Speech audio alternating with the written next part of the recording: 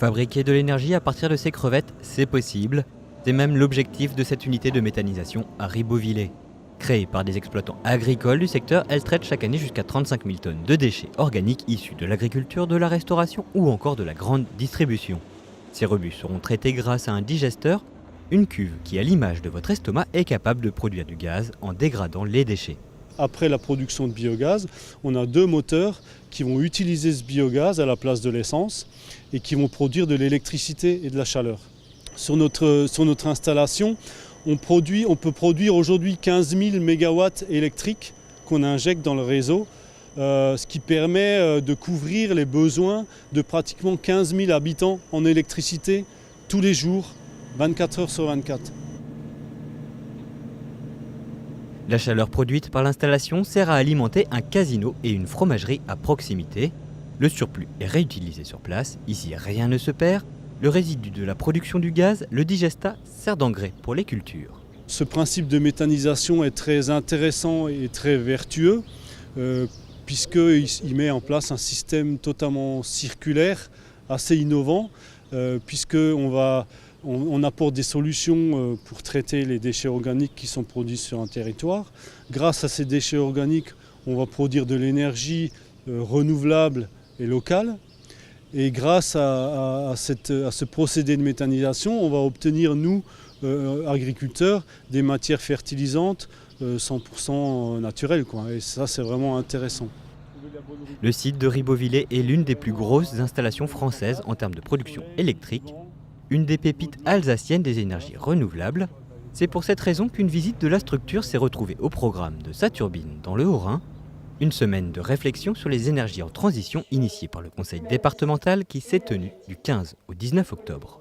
Saturbine, c'est faire partager beaucoup de projets qui existent déjà, qui sont en cours d'exploitation, comme quelques micro-turbines sur le canal du Rhin-Rhône désaffecté, des panneaux photovoltaïques, des projets, promouvoir des projets de production d'énergie renouvelable.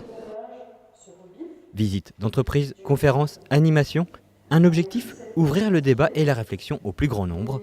Que l'on soit spécialiste ou non, la transition énergétique concerne tout le monde. Justement, l'idée, c'est de sortir des cercles d'experts qui travaillent sur l'après Fessenheim et qui travaillent sur la transition énergétique pour donner la parole à nos concitoyens et qui puissent eux aussi, et c'est important, enrichir le projet de l'après Fessenheim et le projet de la transition énergétique de notre territoire.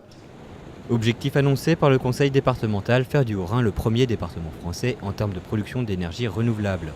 Une façon d'envisager positivement l'après Fessenheim, même si la collectivité territoriale aurait préféré voir la centrale rester en service quelques années de plus. Nous y prenons pas seuls, nous y prenons avec l'ensemble des partenaires locaux et aussi avec l'État, avec un certain nombre de projets qui sont portés par EDF, qui sont portés par l'État ou d'autres acteurs.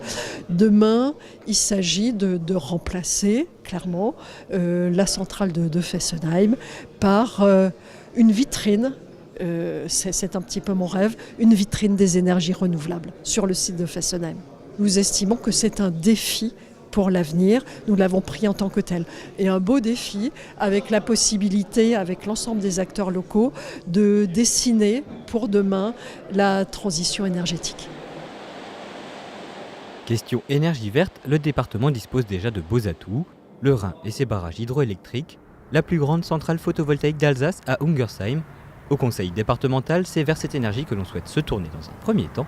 Le service environnement a d'ores et déjà effectué un recensement des espaces qui pourraient être dévolus à la production d'énergie solaire. Il fallait repérer toutes les surfaces artificialisées qui permettant d'installer des panneaux photovoltaïques. Donc nous allons avoir repéré à travers le département plus de 300 hectares. Donc maintenant, petit à petit, il faut monter les dossiers et puis voir si la faisabilité de ces projets. Autre piste de réflexion pour la production d'énergie, l'autoproduction. Chez Moba Solar, on est spécialisé dans le photovoltaïque. Le créneau de ce bureau d'études, l'autoconsommation des particuliers.